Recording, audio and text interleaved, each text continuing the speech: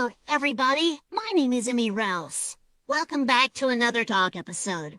I was amazed on how well my first two Talk episodes came to be. Huge success. I have a story to tell you all. It's a funny and dramatic and filled with action. I can tell you right now you can walk away from me unless you want to become a prisoner for 10 years. So prepare to start worrying about that now. I'm so excited about this story that drop to your arms and wail for all I'm worth.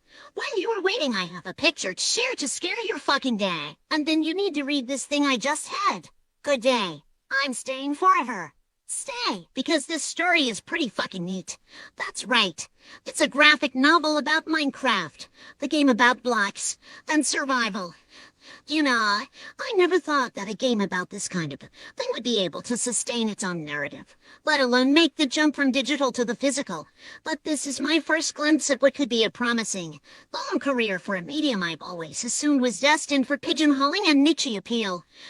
After this comic, it's going to be a lot harder for me to play down the medium. You've been playing Minecraft for a long time, as have I. Mine is still the very first copy of the original boxed version I bought in 2011. When it came out, it was one of those games that made you go, whoa, this game is great. I'll play it every day, if you were the right person. How will I get the best chance?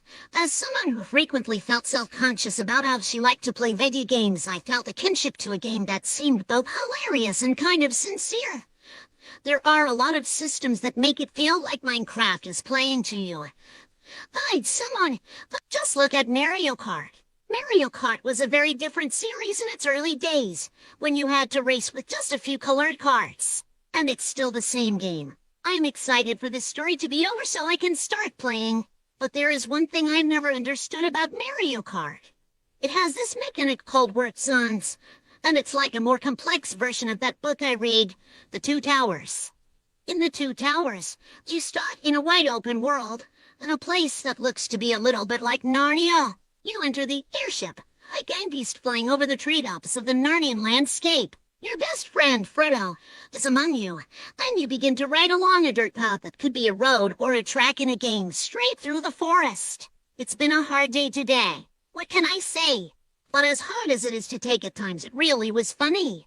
Then last night, while discussing weather and the upcoming spring season, I felt good. So I am now giving myself permission to laugh at the silliness of the day and also to breathe. But before I do that, I will tell you what is going on with our little red-headed guy. I think I am going to start this blog with an introduction. I have been playing with words and dropping them on blogs, so the big words will most likely show up a few times in this blog. I was in the grocery store with my kids and walked down the aisle with candy. The kids began to beg for the candy, but I held firm. I asked him what he wanted. He told me he wanted to come see me. He told me that he wanted to come back to Grandma's house. My heart was melting. Hadn't seen him since the 1st of January. The last time I saw him, he was in a diaper. He is 4 and 5 now and was just 2 in December. He told me he missed me. He said he still loved me. He said he thought he wanted me to come and see him again. He said he missed me and wanted to see me. I started crying. He asked if he could give me a hug. I couldn't help it. I hugged him. He pulled back and then kissed me. It was like he was kissing me for the first time in years. It was so nice. I asked him if he wanted me to go to his house and play. He said he would be there in about 3 hours. I said, "Oh, I'll be back." My husband brought him over after work and my son and daughter. My son looked at him and smiled. He said, "Hi, Joshua." He started asking him to play with him. Joshua responded.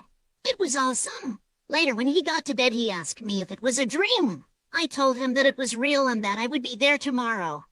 I explained to him that I couldn't stay. He shouldn't expect me to come every day. He said that he would call me the next day. He hasn't called, but I have high hopes that he will. What I found so amazing about his call was that it didn't matter that he had left. It didn't matter that he had moved to an apartment. It didn't matter that he was surrounded by adults. He misses me. He missed me so much that he wants me to come and play with him. I am not going to lie.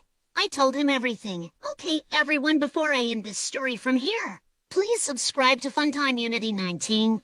Please. Thank you all for your support and see you all next time. Take care. Bye-bye now.